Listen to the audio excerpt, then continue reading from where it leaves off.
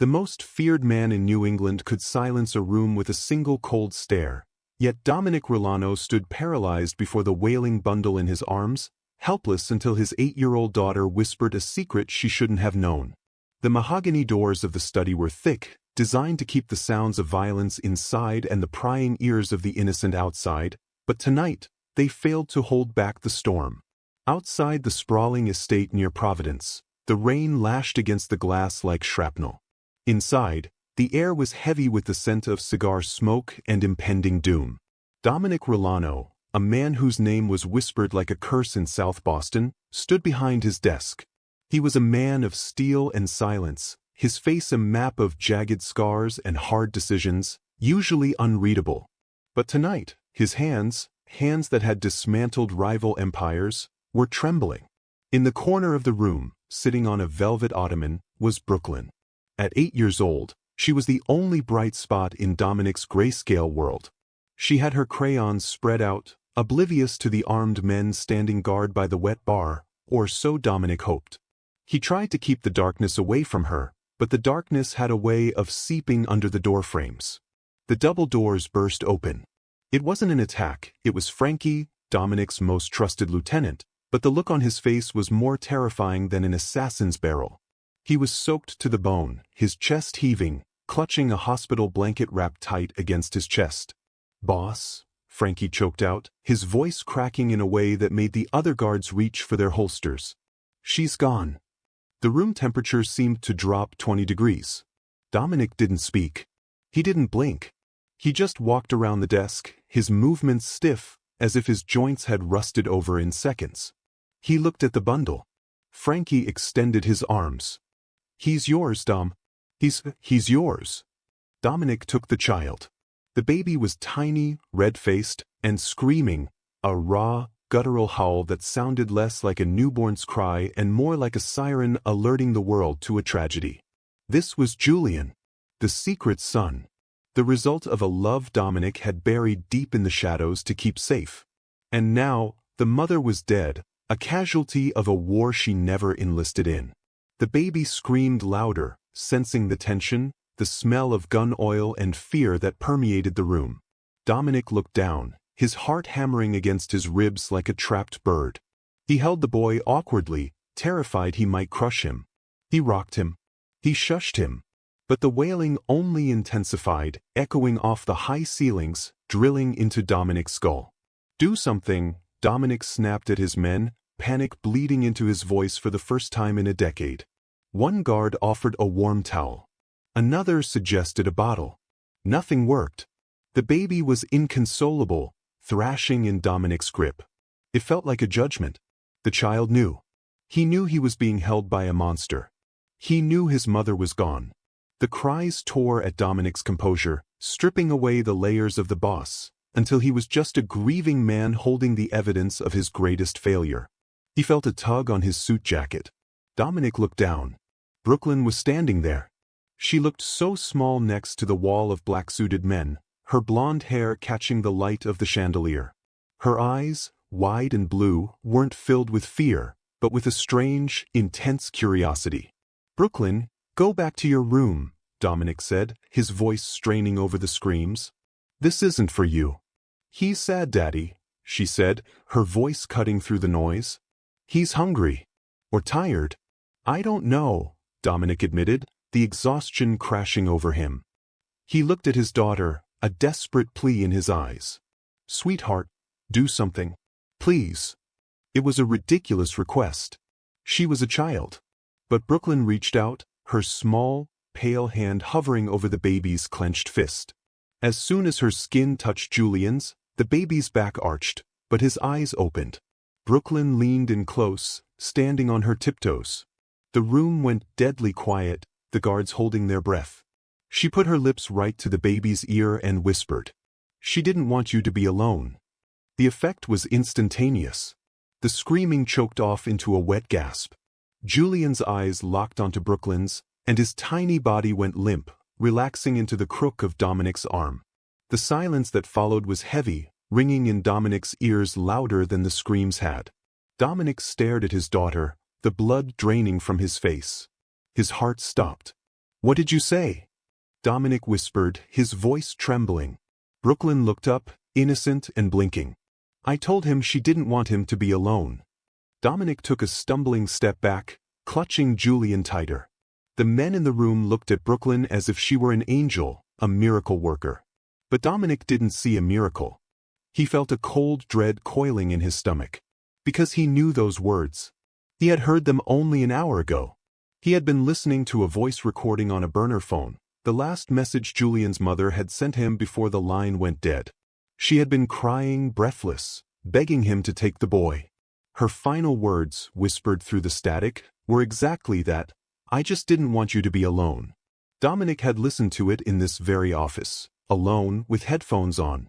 No one else had heard it. The phone was locked in his safe. Brooklyn couldn't have known. Why did you say that, Brooklyn? Dominic asked, his voice barely audible. She shrugged, picking up a crayon from the desk. I heard the lady say it. What lady? The one standing behind you before Frankie came in, she said casually. She was crying. She said, please, don't let him be alone. I thought she was talking to me. Dominic spun around, scanning the empty room, his hand instinctively going to the gun under his jacket. There was no one there. Just the shadows, the guards, and the ghost of a secret that was about to burn their world to the ground. Have you ever felt a warning so strong it chilled your bones, even when the room was warm? If you believe that family bonds transcend even death, I need you to smash that like button, subscribe to the channel, and comment down below which city you are watching from right now. Let's see where our family is strongest. The silence that followed Brooklyn's whisper was heavier than the lead lining of the safe Dominic Rulano kept behind his desk. He stared at the space behind him, the empty air where his daughter claimed to have seen a weeping woman. There was nothing there but the flocked wallpaper and the smell of stale cigar smoke, yet the hairs on the back of his neck stood rigid, vibrating with an instinct he hadn't felt since his days as a street soldier in South Boston. Frankie, Dominic said, his voice low and devoid of the tremors that had shaken him moments earlier. Take Brooklyn to her room. Stay at her door. No one goes in or out. But, Daddy, Brooklyn started, reaching for the baby's hand again. Now, Brooklyn, he snapped, sharper than he intended. The baby stirred in his arms, letting out a soft whimper, and Dominic immediately softened his posture, rocking the boy instinctively. He watched Frankie usher his confused daughter out of the room, the heavy oak doors clicking shut with a finality that felt like a prison sentence. Once they were gone, Dominic moved to his desk. He shifted the sleeping infant to his left arm, wincing as the baby's weight pressed against his ribs, foreign and terrifying. With his free hand, he keyed the code into the biometric lock of his drawer. It hissed open. Inside, resting on a bed of velvet, was the burner phone. The screen was black. He pressed the power button. Nothing. The battery was completely drained. It had been dead since yesterday. There was no way the recording could have played. There was no way a glitch caused the voice to echo in the room. And yet, Brooklyn had repeated the words verbatim.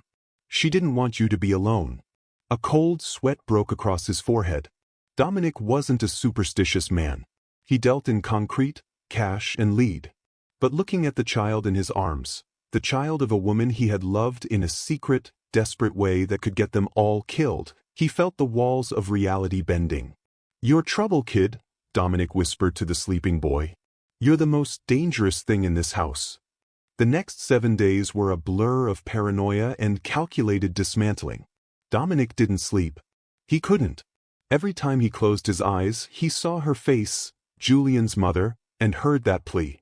He ordered a lockdown that baffled his captains. The expansion into the North End was halted. 3 safe houses in Dorchester, usually kept for high-stakes cooling-off periods, were shuttered and scrubbed clean of prints. At 2 a.m. on the third night, Dominic stood by the fireplace in the library, feeding stacks of ledgers into the flames. These were records of debts, alliances, and leverage he had spent 20 years accumulating. Burning them was madness, but he needed to shrink his world. He needed to make the target on his back smaller. The men watched him from the shadows of the hallway, exchanging worried glances. The boss was losing it. They thought he was grieving a mistress. They didn't know he was hiding a nuclear bomb wrapped in a swaddle. By the end of the week, the mansion outside Providence had transformed into a fortress. The curtains were drawn permanently. The perimeter guard was doubled, then tripled. Dominic paced the hallways with the baby, refusing to let the nannies he'd hired hold the boy for more than an hour. He needed to feel the weight of him. He needed to make sure he was still breathing. Brooklyn watched it all. She was a ghost in her own home, moving silently across the Persian rugs, observing the shift in her father's gravity. She saw the dark circles under his eyes deepen into bruises. She saw the way his hand hovered over his holster every time a floorboard creaked. One evening, thinking Brooklyn was asleep, Dominic sat in the armchair in the nursery he had hastily set up in the guest room adjoining his own. The room was dim, lit only by a nightlight shaped like a star. Frankie stood by the window, peering through a crack in the blackout drapes. Dominic looked down at the infant, tracing the curve of his small jaw with a calloused thumb. "Julian," he whispered, the name catching in his throat like a jagged stone. It was the first time he had said it aloud. "I'm going to keep you safe, Julian. I swear it." Brooklyn, crouching just outside the cracked door, held her breath. "Julian. So that was his name." "Boss," Frankie hissed from the window, turning around. His face was pale in the gloom. "We need to talk about the exposure. The men are getting restless. They're asking questions about the kid's mother." "Let them ask," Dominic growled, not looking up from Julian. "It's not just the men, Dom," Frankie said, stepping closer, his voice dropping to a lethal whisper that barely drifted into the hallway. "I got word from the street. There are rumors. If the Westbridge clan finds out he's alive, if they find out who he really is, they won't just come for you. They'll come for all of you. They'll burn this city to the ground to get to that baby." Dominic stiffened. The name Westbridge hung in the air like toxic gas. It was the name of the rival family that had wanted Dominic's head on a spike for a decade. And suddenly, Brooklyn realized that the danger wasn't just vague, bad men. It was war. "They think he died with her," Dominic said, his voice like grinding gravel. "And that is the only reason we are still breathing." "For now," Frankie replied grimly. "But secrets have a way of crying, boss. And this one has lungs." That night, the silence in the mansion was not peaceful. It was heavy, like the air before a thunderstorm. Brooklyn didn't sleep. She sat upright in her bed, her back pressed against the tufted headboard, clutching a stuffed bear that had lost one eye years ago. Her door was locked, but she knew locks meant nothing in her father's world. If the Westbridge clan was coming, as Frankie had hissed in the hallway, wood and steel would splinter like matchsticks. She kept thinking about the baby, Julian. He was down the hall, guarded by men with hollow eyes and bulge-heavy jackets. Every time the floor creaked, Brooklyn's heart hammered a frantic rhythm against her ribs. She wasn't just afraid for herself, she was terrified for the boy. She felt a strange, magnetic pull toward him, a fierce need to stand between him and the darkness, just as she had done in the office. Driven by an anxiety she couldn't name, Brooklyn slid out of bed. The house was dark, the only light coming from the moonlight filtering through the heavy drapes. She moved like a phantom, her bare feet silent on the cold hardwood floors. She needed to be near him. She needed to make sure he was still there. As she crept past her father's study, she saw a sliver of light beneath the door. The murmur of voices drifted out, low, urgent, and laced with an exhaustion that scared her more than shouting would have. Brooklyn crouched by the door, pressing her ear to the wood. The DNA test came back, Dom. Frankie's voice was barely a whisper. "You need to see this." There was the sound of paper being shuffled, then a heavy sigh that sounded like it scraped the bottom of Dominic's soul. "I don't need a paper to tell me the truth, Frankie. I knew the moment I looked at him. He has her eyes. But he doesn't have my chin. He doesn't have my temper." "Boss," Frankie warned, "if the men find out, if they find out you're risking everything for a kid that isn't even—" "Silence." Dominic's voice cracked like a whip. "He is my son. In every way that matters, he is mine. Because I promised her." Brooklyn's breath hitched. Isn't even what?" She heard the squeak of the leather chair as her father stood up. "Elena Westbridge didn't come to me because we were lovers, Frankie. She came to me because I was the only man in this city who hated her father as much as she did. She came to me because she knew I would protect a weapon that could destroy him. Brooklyn's mind reeled. Elena Westbridge. The daughter of the enemy. The woman whose voice she had heard whispering in the office. She was terrified, Dominic continued, his voice softer now, haunting. She told me the father was a nobody. A street kid her father had killed the moment he found out. She knew if old man Westbridge saw the baby, saw the resemblance to the boy he murdered, he'd kill the child too. A blemish on the Westbridge bloodline. A mistake. So you're raising a Westbridge to fight a Westbridge? Frankie asked, incredulous. No, Dominic said firmly. I'm raising him to be better. But make no mistake, Frankie. This boy isn't Rulano blood. He's the grandson of the devil himself. And we are the only things standing between him and hell. Brooklyn clamped a hand over her mouth to stifle a gasp. The realization hit her with the force of a physical blow. Julian wasn't her brother. Not by blood. He wasn't even her father's son. He was the offspring of their greatest enemy, a child born of a forbidden tragedy, smuggled into their world as a final act of defiance by a dying mother. Dominic had taken in the grandson of the man who wanted him dead.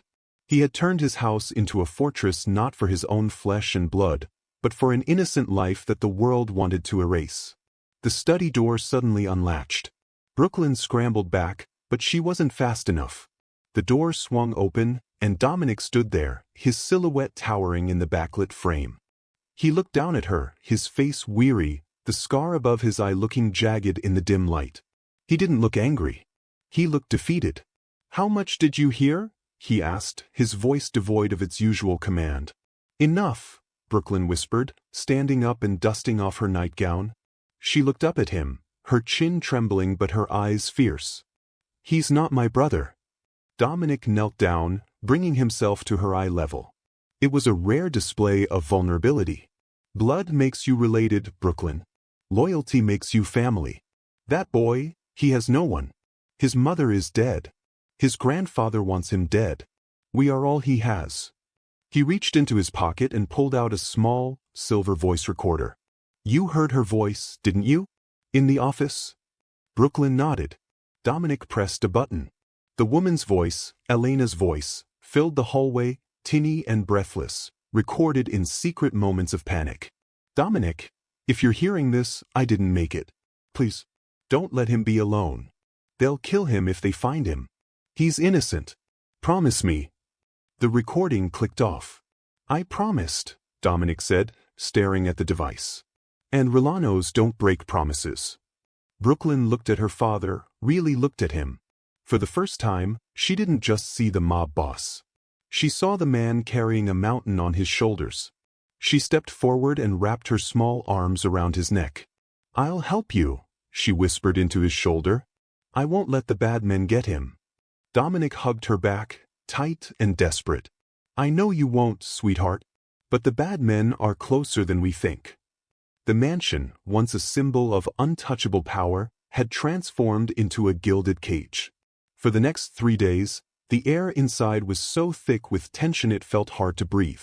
The windows were permanently shuttered, casting the hallways in an eternal, gloomy twilight. Dominic Rulano had suspended all operations. The illegal gambling dens in the South End, the shipping containers at the docks, everything was on hold. He was a king who had stopped ruling his kingdom to guard a single pawn. Brooklyn watched the change in her father with a mix of awe and terror. He had stopped wearing his tailored suits, trading them for loose button-downs and a shoulder holster that he never took off, not even during dinner. He spent hours in the nursery, just sitting in the rocking chair, watching Julian sleep. It was as if he was waiting for the baby to explode, or for the walls to melt away and reveal the Westbridge army waiting on the lawn. "He needs sunlight, Dad," Brooklyn said one afternoon, standing in the doorway of the nursery. She was holding a stack of flashcards. Her tutor had been dismissed for the week, another casualty of the lockdown. Dominic didn't look up. His eyes were fixed on Julian's chest, rising and falling rhythmically. "He's safe here. Sunlight is dangerous. You can't keep him a secret forever," she pressed, stepping into the room. Frankie said the rumors are getting loud. Dominic finally looked at her. His eyes were bloodshot, rimmed with the gray exhaustion of a man who hadn't slept in 72 hours. Frankie talks too much. And secrets are the only armor we have, Brooklyn. As long as they don't have proof, they can't move. Westbridge won't start a war on a hunch. He needs evidence. He stood up, groaning as his stiff joints popped, and walked past her toward his study. I need to check the logs. Brooklyn followed him, drawn by the magnet of his anxiety. She watched from the doorway as he approached his massive oak desk. It was his command center, the altar of his empire. He sat down and reached for the biometric lock on the top drawer, the one where he kept the burner phone and the voice recorder, the one where he kept Elena's ghost. He pressed his thumb against the scanner. It beeped, a cheerful sound that felt out of place in the silent house. The drawer hissed open. Dominic reached in. He stopped. Brooklyn saw his back go rigid. It wasn't a flinch, it was a freeze, total and absolute, like a prey animal sensing a predator. He stared into the drawer for a long, agonizing second. Then he began to shovel papers aside, his movements jerking from calm to frantic in a heartbeat. He pulled the drawer out further, nearly ripping it off its tracks. He slammed his hand down on the wood, the sound cracking like a gunshot. "Frankie!" Dominic roared. The scream was so primal, so filled with raw fury, that Brooklyn jumped back, dropping her flashcards. Frankie burst into the room seconds later, his gun drawn, 2 other guards flanking him. "Boss? What is it? Are we hit?" Dominic stood up slowly. He turned to face his men. His face was a mask of terrifying calm, the kind of calm that preceded an execution. He pointed a shaking finger at the open drawer. "It's gone." What's gone?" Frankie holstered his weapon, confused. "The recorder," Dominic whispered, his voice trembling with a rage that shook the room. "The recording of Elena. The proof. It's gone." The color drained from Frankie's face. "Boss? That's impossible. Only you have the code. Only your print opens that lock." "Someone took it," Dominic hissed, stepping around the desk, stalking toward his most loyal lieutenant like a wolf. "Someone who knows the codes. Someone who has access to this room. Someone inside." He stopped inches from Frankie's face. "Someone stole the only thing that links that baby to the Westbridge bloodline. If that recorder gets to Julian's grandfather, he will hear his daughter's voice. He will know the baby is alive. And he will know exactly where he is."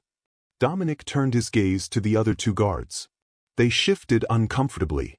The trust in the room evaporated instantly, replaced by a suffocating paranoia. Every man looked at the other, wondering who had sold them out. "Lock the gates," Dominic ordered, his voice dropping to a deadly quiet. "Cut the phone lines. No one leaves this property. No one sends a signal out. Rip this house apart until you find it." He looked at Brooklyn, his eyes wide with a realization that terrified her more than the shouting. "We aren't hiding anymore, Brooklyn," he said softly. "We're being hunted from the inside." The search for the recorder was not a police investigation. It was a demolition. Dominic Rulano didn't just look for the device. He dissected his own home. The mansion, usually a place of hushed reverence and expensive silence, became a cacophony of ripping fabric and splintering wood. Guards tore paintings off the walls, checking for hollow spaces behind the frames. They overturned the antique sofas, slicing open the bottom lining with switchblades to feel for a lump of plastic. The kitchen staff were lined up against the marble countertop, their pockets turned out, their faces pale as Dominic paced behind them like a tiger smelling blood. Brooklyn sat at the top of the grand staircase, her knees pulled to her chest. She could hear the baby, Julian, crying in the nursery down the hall. The noise of the search had woken him, and the nanny, a terrified woman named Mrs. Higgins, was too scared to hum him back to sleep. "Nothing, boss," a guard named Tony reported, wiping sweat from his brow. He stood amidst a pile of books torn from the library shelves. "We checked the vents, the crawlspace, the staff quarters. It's not in the house." Dominic stopped pacing. He stood in the center of the foyer, his shirt unbuttoned at the collar, revealing the sheen of sweat on his neck. "It didn't walk out the front door," he said, his voice dangerously low. The perimeter alarms haven't tripped in 3 days. Whoever took it is still here. Or they passed it to someone. He turned his gaze to Frankie, his oldest friend, his right hand. Frankie was standing by the heavy oak door, looking sick. "Frankie," Dominic said, "check the logs again. Who entered the office?" "I told you, Dom," Frankie said, his voice pleading. "The logs say you did." 3. Biometric match. Dominic let out a harsh, dry laugh. "I was asleep in the nursery at 3 a.m. Brooklyn saw me." He looked up at his daughter on the stairs.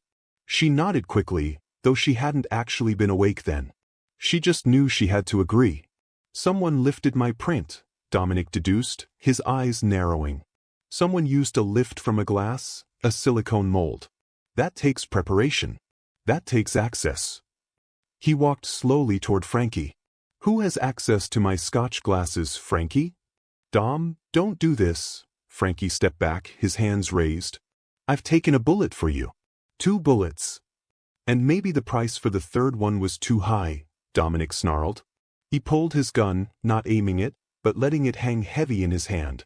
"The Westbridges have deep pockets. Did they buy you? Did they promise you the city when I'm gone?" "I would never!"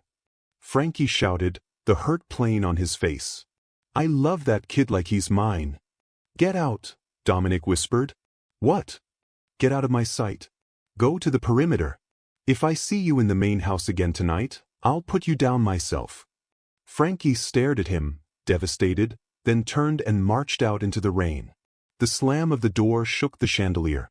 Brooklyn watched the team disperse, the tension dissipating into a sullen, fearful gloom.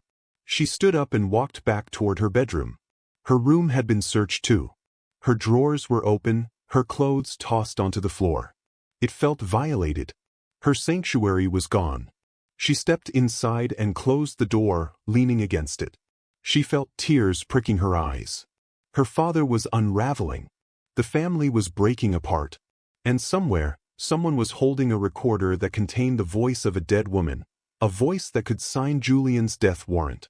Brooklyn walked to her bed to fix the pillows. As she reached out, she froze. Lying on her mattress, right in the center of the duvet where she had slept just hours ago, was a piece of paper.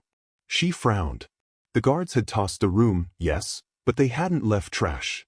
She picked it up. It was a thick, cream-colored stationery, the kind her father used for formal invitations. But the handwriting wasn't her father's jagged scrawl. It was elegant, looped cursive. She read the 5 words written in blue ink. "He still isn't safe, Brooklyn." Her blood turned to ice. She flipped the paper over. Nothing. She looked at the handwriting again. It looked familiar. She scrambled to her desk, digging through a box of old keepsakes until she found a birthday card she had received years ago, from a woman she had met only once, a woman who had smiled at her in a park, a woman her father had quickly ushered her away from. "Happy birthday, pretty girl. Elena." Brooklyn held the card next to the note. The loop of the B. The slant of this. It was a match. The note was from Julian's mother. But Julian's mother was dead. Dominic had said so. Frankie had said so. The whole underworld said so. Brooklyn dropped the note as if it burned her fingers. She backed away until she hit the wall. If Elena was dead, who wrote this? And if she wasn't dead, why was she taunting them from inside their own lockdown fortress? The closet door behind her creaked open. The closet door swung open just an inch, the hinges groaning in the silence of the bedroom like a dying breath. Brooklyn didn't scream. She couldn't. The air had solidified in her throat, choking off any sound. She stood frozen, clutching the note that smelled of lavender and dread, her eyes locked on the sliver of darkness revealed by the door. She grabbed the nearest object, a heavy brass lamp from her bedside table, and held it like a club. "Who's there?" she whispered, her voice trembling. Nothing. No movement. No breathing. Just the oppressive stillness of the house. Summoning a courage she didn't know she possessed, Brooklyn stepped forward and kicked the door wide open.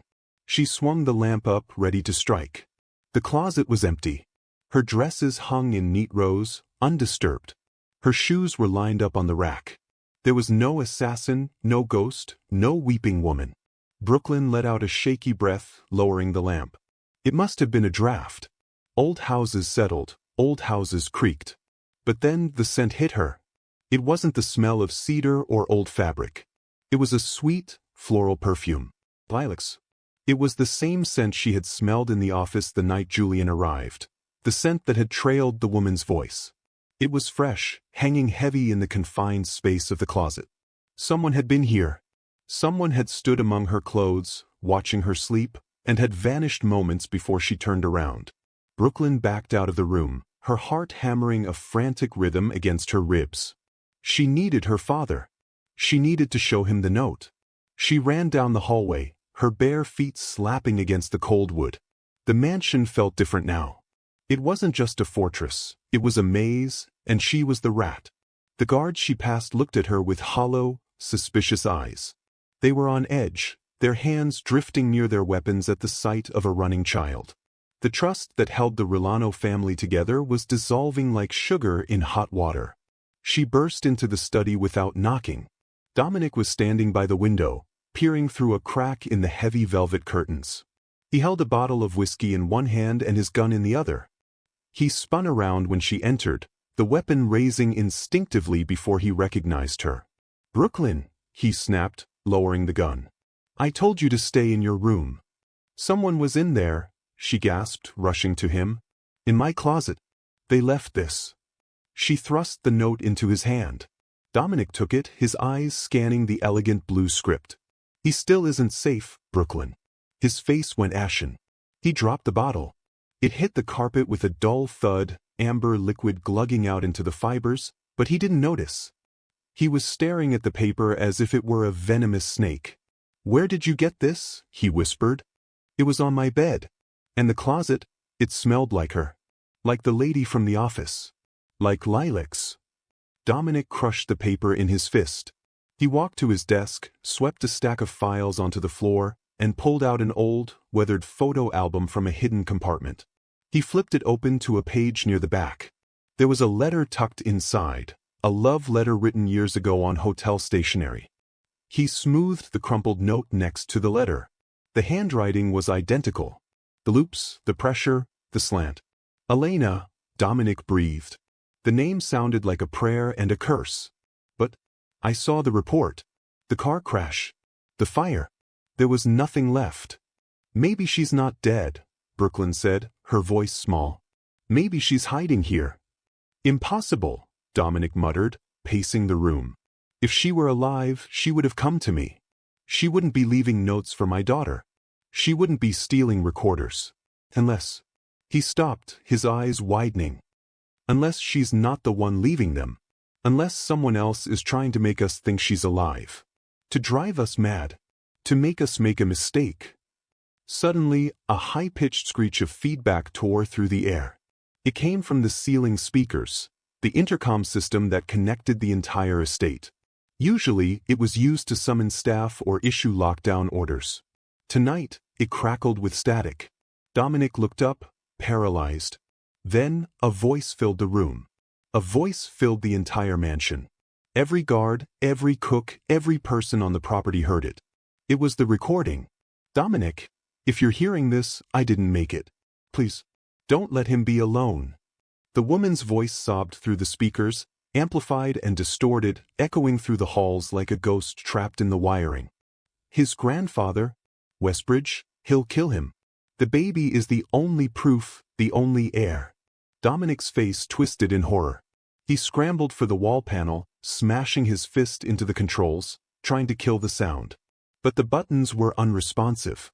The system had been overridden. "Julian is a Westbridge. Please, save him." The recording clicked off. Silence returned, but it was a different kind of silence. It was the silence of a fuse burning down.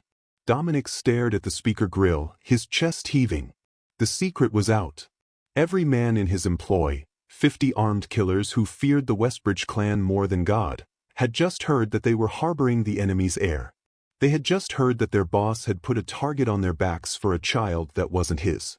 "Daddy," Brooklyn whispered, sensing the shift in the atmosphere. Dominic turned to her. He looked terrified. Not of the ghost, but of what was outside the door. "Get under the desk," he commanded, his voice shaking. "Right now, Brooklyn. Under the desk." Before she could move, the heavy oak doors of the study blew open. But it wasn't the wind. It was 3 of his own guards, their guns drawn. And this time, they weren't pointing them at the door.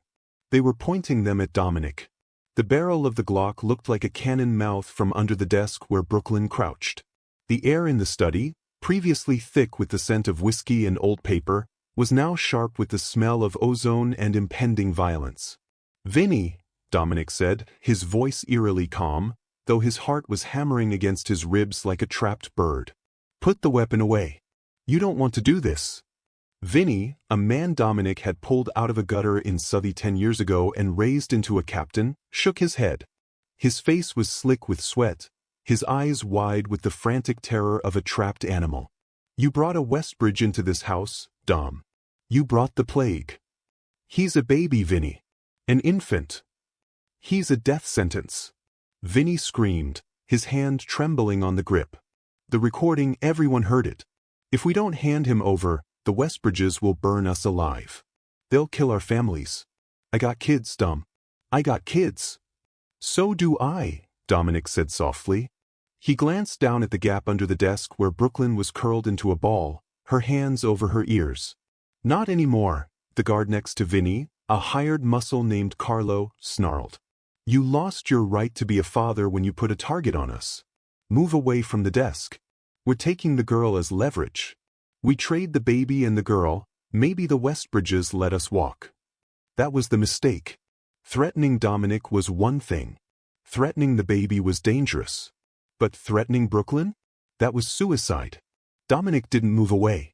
He moved through.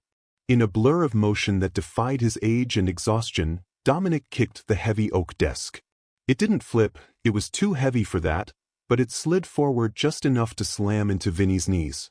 Vinny buckled, his shot going wild and shattering the window behind the chair. Dominic was already moving. He didn't reach for his own gun. He lunged over the desk, tackling Carlo.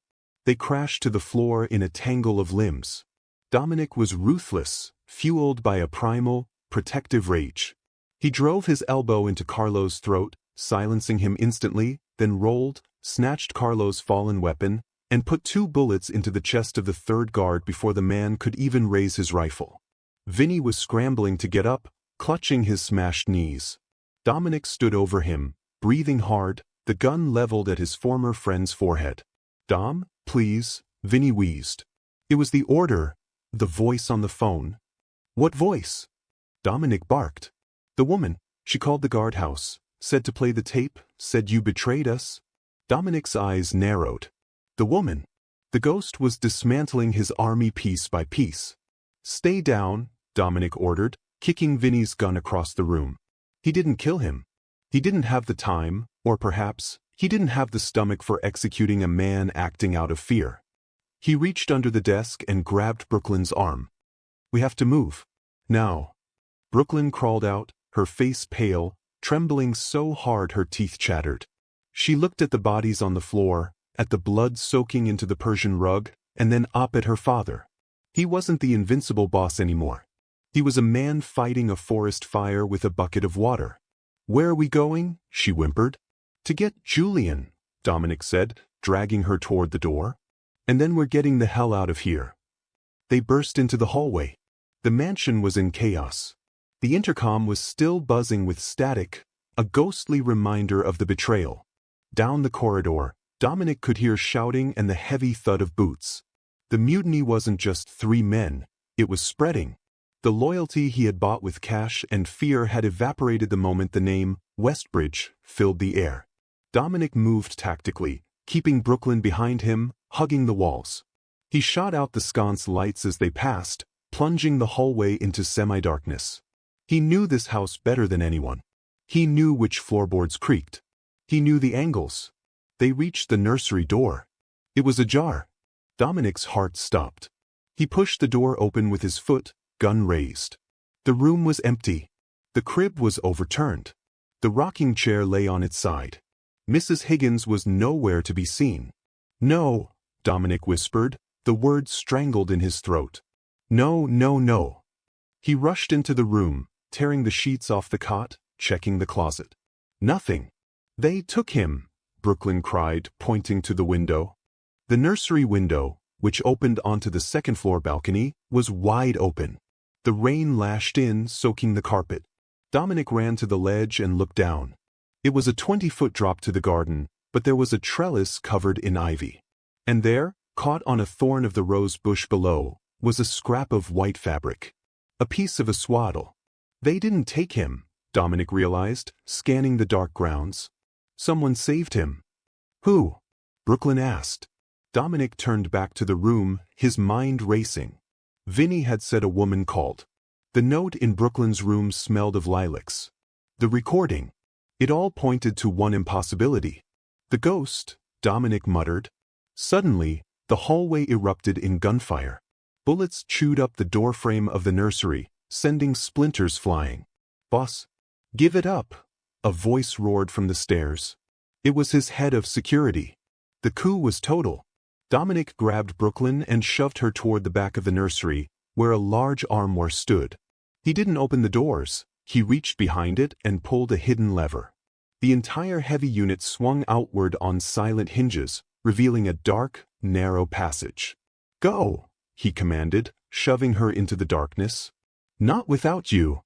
Brooklyn screamed. I'm right behind you. Move. He fired 3 suppressive shots into the hallway, then slipped into the passage and pulled the armoire shut behind them. The darkness swallowed them whole. They were in the servants' tunnels, built during the Prohibition era to move liquor unseen. The air was cold and smelled of damp earth. Dominic clicked on a small tactical light on his gun, the beam cutting through the dust. This leads to the garage, Dominic whispered, taking Brooklyn's hand. We have an armored SUV. We get to it, we ram the gate, we find Julian. How do we find him if we don't know who has him? Brooklyn asked, her voice echoing slightly. We follow the scent, Dominic said grimly. The lilacs. No, Dominic said, his jaw tightening. The blood. Whoever took him had to go through my men outside. And if it's who I think it is, she isn't leaving survivors. They reached the end of the tunnel. Dominic pressed his ear to the metal door that opened into the garage. He heard nothing. He keyed in the code. The lock clicked. He pushed the door open and stepped out, weapon ready. The garage was a cavernous space, usually filled with luxury cars. Now it was a slaughterhouse. 3 of his guards lay on the concrete, motionless. But they hadn't been shot. Their throats had been cut. Silent, efficient. And in the center of the garage, the armored SUV was gone. But Dominic's personal vintage convertible, a car that offered 0 protection, sat idling, the driver's side door open. And sitting in the passenger seat, strapped into a car seat that hadn't been there yesterday, was Julian. He was asleep. Dominic froze. It was a trap. It had to be. Daddy, look. Brooklyn pointed to the driver's seat. On the leather seat was a single object. A baby monitor. Dominic approached slowly, keeping his gun trained on the shadows. He picked up the monitor. A voice crackled through it. Not a recording this time. Get in, Dominic. You drive. I'll shoot. Dominic spun around. Emerging from the shadows of the tool bench was a figure dressed in black tactical gear, wearing a balaclava. But the figure wasn't large like a man. It was slender. The figure pulled off the mask. Dominic's gun lowered. His mouth fell open. Her hair was shorter, dyed dark instead of blonde, and a jagged scar ran down her cheek, but the eyes were unmistakable. Elena, Dominic whispered. She didn't smile. She racked the slide of a pistol that looked too big for her hand. Drive, she said, her voice cold as the grave. My father is 5 minutes away. And he's bringing the whole army. The vintage 1967 Shelby Cobra roared to life, the sound of its engine echoing off the concrete walls of the garage like a trapped beast screaming for freedom. It was a car built for speed, not warfare, a fiberglass coffin on wheels with 0 armor plating, but it was the only option left. Dominic Rulano didn't waste a second asking questions. The shock of seeing Elena Westbridge alive, standing there in tactical gear, scarred and breathing, was a conversation for later. Right now, survival was the only language that mattered. Brooklyn, get in the back. Floorboard. Keep your head down. Dominic barked, throwing himself into the driver's seat. Brooklyn scrambled over the leather upholstery, curling into a tight ball behind her father's seat. The convertible top was down, leaving them exposed to the biting rain and whatever lead was about to fly their way. She pressed her hands over her ears, her heart thudding against the floor mat. Elena vaulted into the passenger seat, not bothering with the door. She checked the chamber of her weapon, her eyes scanning the driveway through the open garage bay. "They're breaching the main gate," she said, her voice devoid of panic, replaced by a cold, military precision. "Go left. The service road. It's the only way out." Dominic stomped on the gas. The tires squealed, smoking against the concrete before finding traction. The car shot forward, pinning them to their seats. They burst out of the garage and into the storm. The estate, once a fortress of silence, was a war zone. Floodlights swept across the wet lawn. The main iron gates, a quarter-mile down the driveway, were buckling under the impact of a heavy battering ram mounted on a massive black SUV. Behind it, a convoy of vehicles waited, their headlights cutting through the deluge like predatory eyes. "Hold on!" Dominic yelled. He didn't head for the gate. He wrenched the steering wheel hard to the left, sending the Cobra drifting sideways across the wet grass. Mud sprayed in high arcs as the rear tires spun, searching for grip. They fishtailed wildly before straightening out, aiming for a narrow gap in the hedges that led to the old service road. "Incoming!" Elena shouted.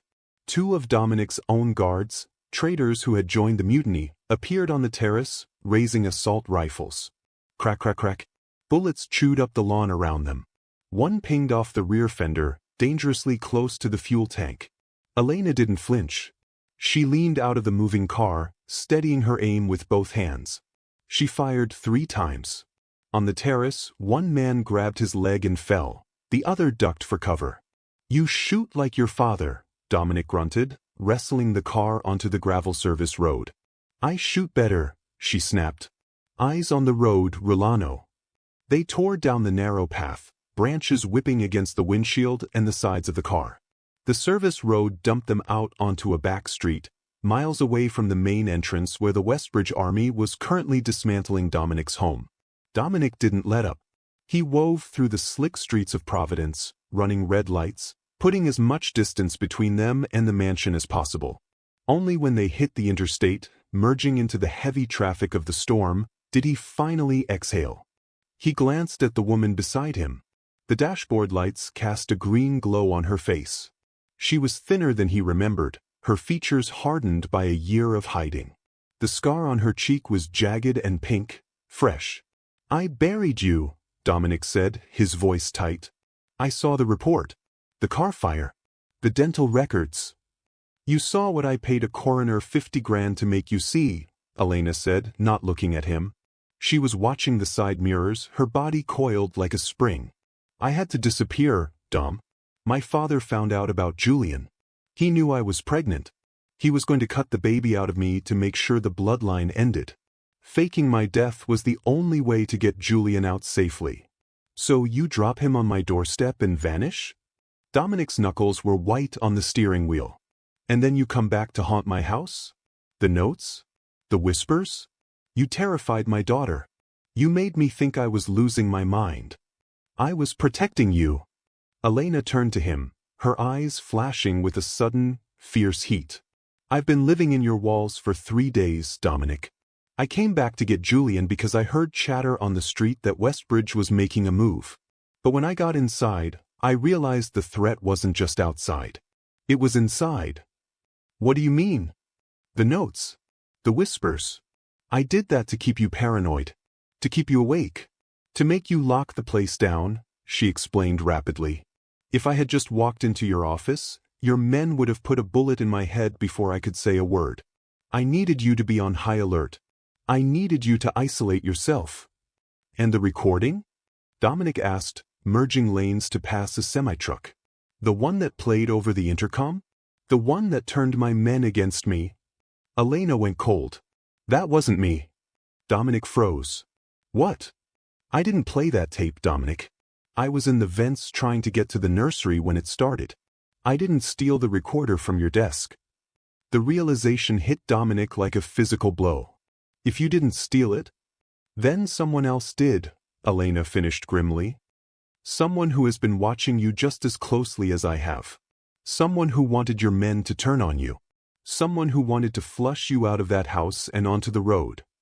In the back seat, Brooklyn slowly lifted her head. The wind whipped her hair around her face. She looked at the back of her father's head, then at the woman. So, Brooklyn's small voice was barely audible over the wind. We aren't escaping. Dominic looked in the rearview mirror, meeting his daughter's terrified eyes. He looked at the endless stretch of dark highway ahead of them. No, Dominic whispered, a dawn of horror rising in his chest. We aren't escaping. We're being herded. As if on cue, a cell phone began to ring. It wasn't Dominic's phone. It wasn't Elena's. It was coming from under the passenger seat.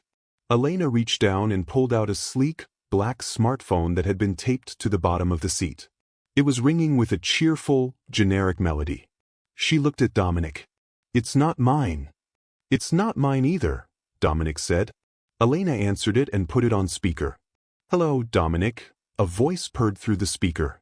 It was smooth, cultured, and terrifyingly familiar. It wasn't old man Westbridge. It was younger, sharper. You made good time, the voice said. I was worried you wouldn't take the convertible. I left it there specifically for this stage of the evening. Dominic recognized the voice. It belonged to the one man he had trusted to handle his offshore accounts.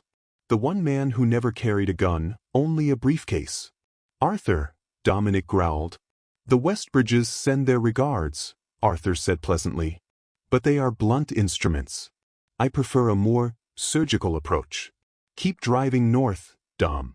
If you stop, the bomb under the chassis detonates. If you slow down below 50, it detonates. We have a lovely location picked out for the reunion. The line went dead. Dominic stared at the speedometer. The needle was hovering at 80. He said under the chassis. Elena whispered, her face pale. Brooklyn, Dominic said, his voice shaking but trying to remain calm. Whatever you do, don't move. The needle of the speedometer vibrated at 85 miles per hour, a glowing orange eye in the dark dashboard that mocked their mortality. The 1967 Shelby Cobra, a beast of American muscle, roared against the asphalt, its tires channeling rivers of rainwater as it tore north along I-95. Dominic gripped the wheel with hands that had lost all feeling. The vibration of the engine traveled up his arms, shaking his very bones, but he couldn't let go. He couldn't flinch. Beneath them, somewhere strapped to the chassis of the car, was a device rigged to turn them into a fireball if that orange needle dropped below 50. Arthur, Dominic spat the name out like poison. My own accountant. The man who sat at my Christmas table. He didn't just sell you out, Dom, Elena shouted over the wind, her wet hair whipping against her face. She was scanning the road ahead with night vision binoculars she had pulled from her tactical vest. He orchestrated this. He played both sides. He sold the information to my father to start the war, and now he's killing us to end it.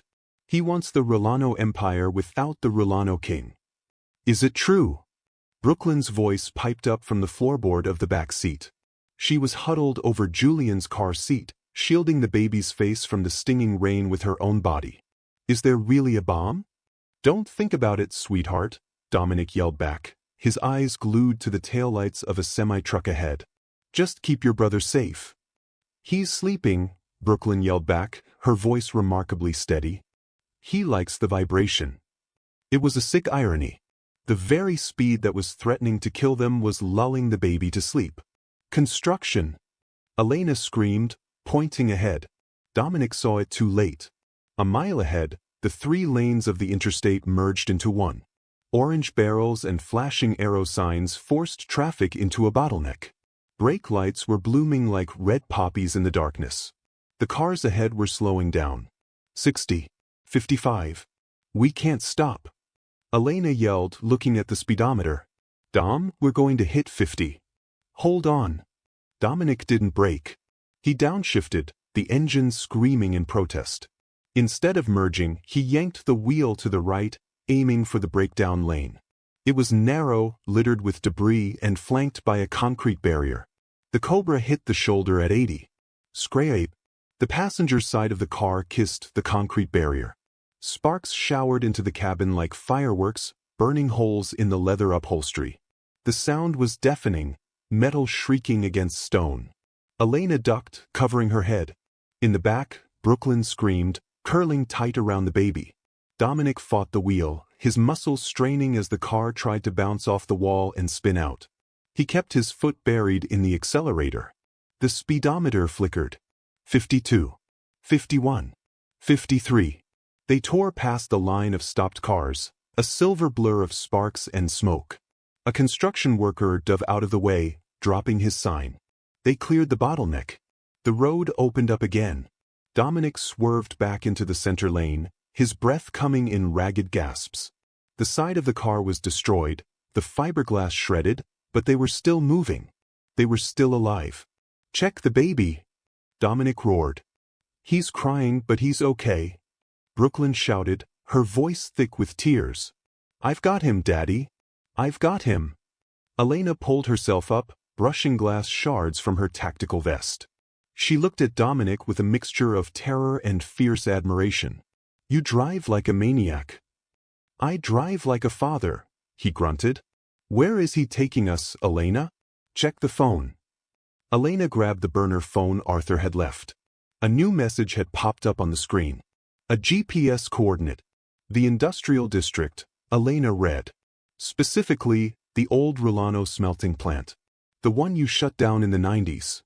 Dominic's blood ran cold. The smelting plant.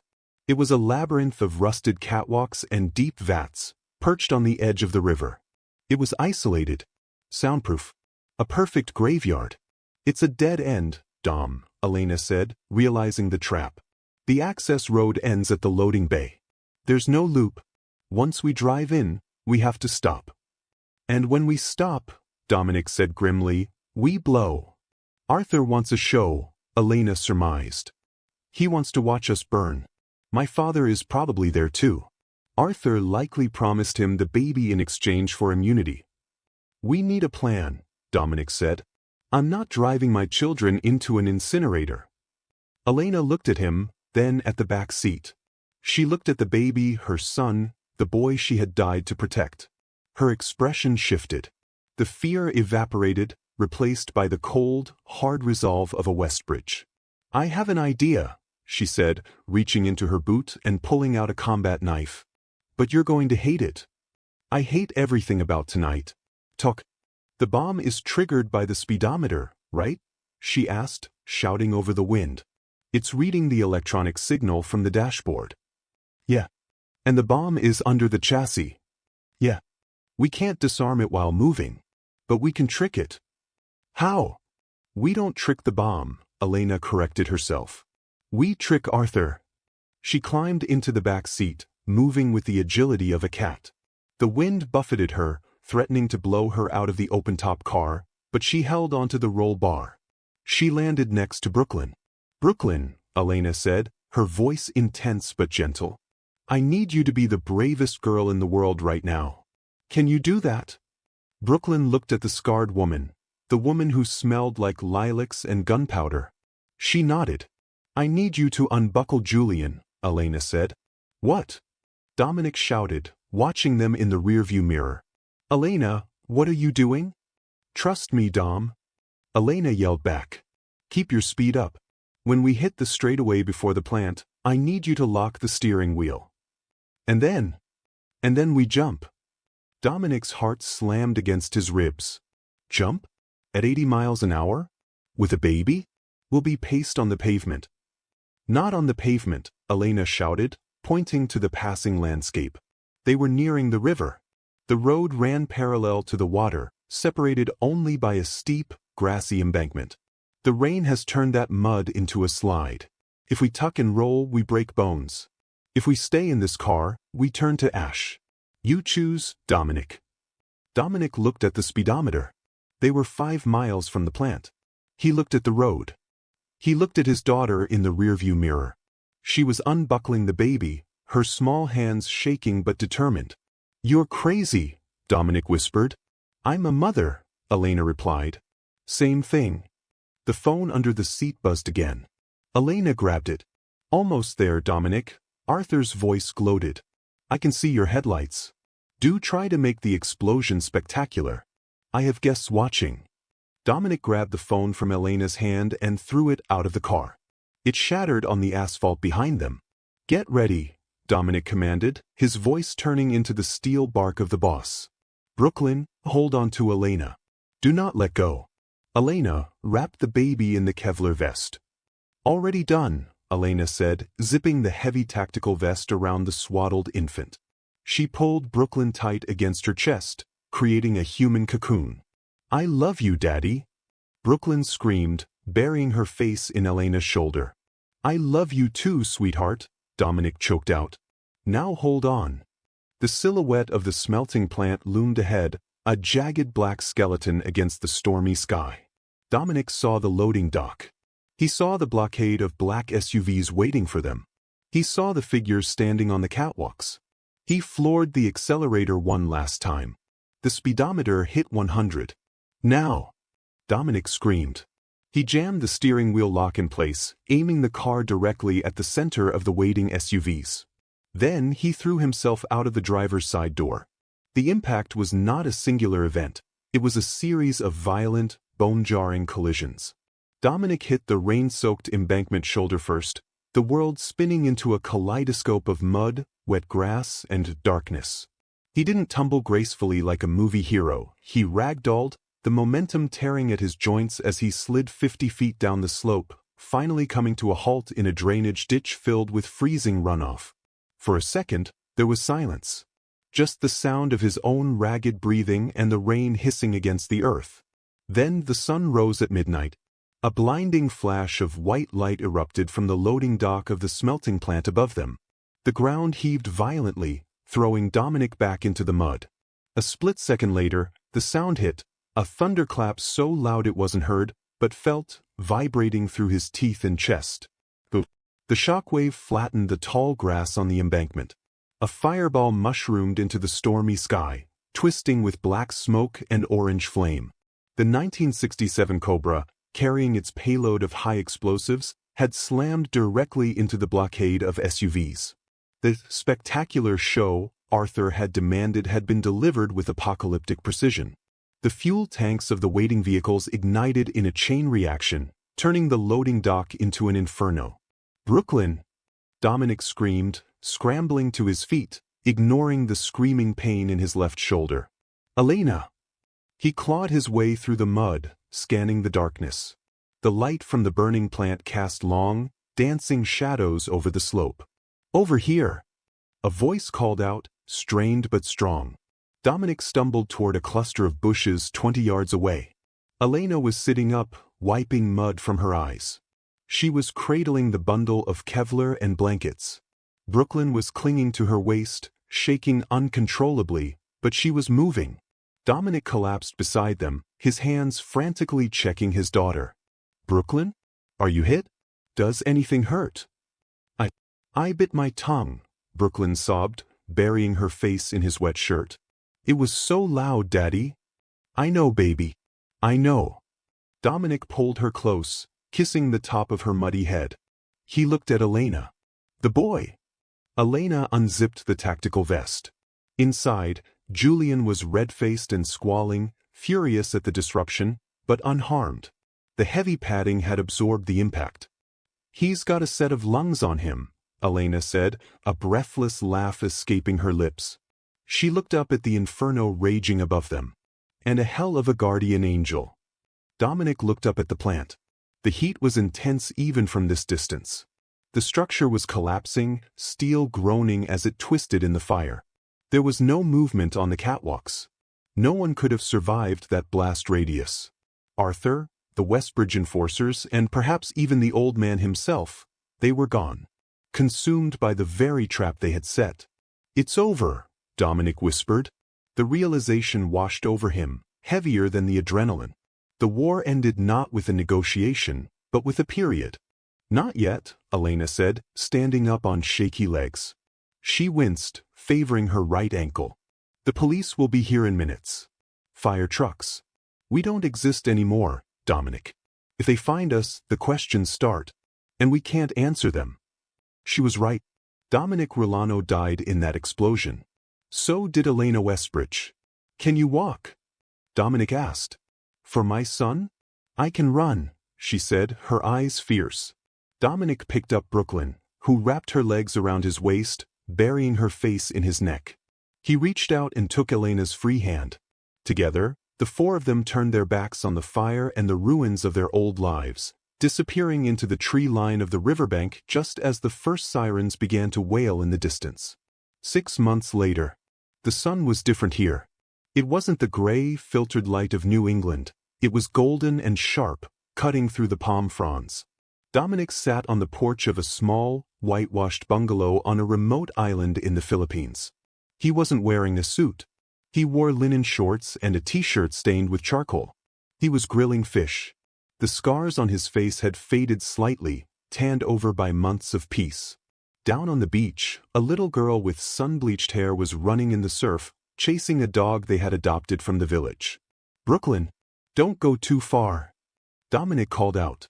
I won't, Dad, she yelled back, her laughter carried on the breeze. Behind him, the screen door creaked open. Elena walked out, holding 2 cold beers. She looked different, softer, though her eyes still held that sharp vigilance. She handed him a bottle and leaned against the railing. In the playpen set up in the shade of the porch, Julian was pulling himself up on the mesh, babbling at a gecko on the wall. He was chubby, happy, and loud. He looks like you today, Elena said, watching the boy. Poor kid, Dominic chuckled. Hopefully he grows out of it. He won't, she smiled, resting her head on his shoulder. He has your chin. And my stubbornness. A dangerous combination. Dominic wrapped an arm around her. It was strange. He had spent his life building an empire of fear, thinking that was the only way to be safe. He thought power was walls, guns, and secrets. But looking at the woman who had fought beside him, the daughter who had saved his soul, and the boy who had brought them all together, he realized he had been wrong. Power wasn't silence. Power was the ability to speak the truth. He thought back to that night in the office. The rain, the fear, the silence of the men, and the small voice that had changed everything. She didn't want you to be alone. Elena hadn't just saved Julian with that whisper. She had saved Dominic. She had pulled him out of the cold, lonely tower he had built for himself and given him something worth losing everything for. What are you thinking about?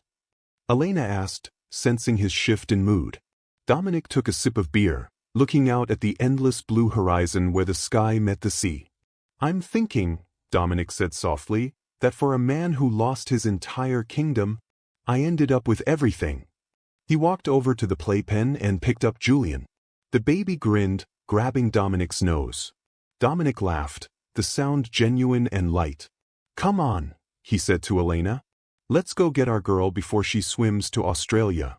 They walked down the beach together, a family forged in fire, bound not by blood, but by a promise kept.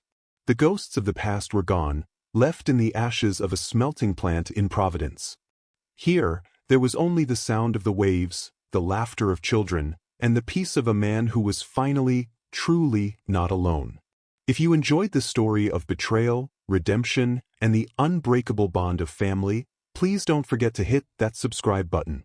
Turn on notifications so you never miss a story, and let me know in the comments. Do you think family is defined by blood, or by who stands beside you when the world is on fire? Thanks for watching.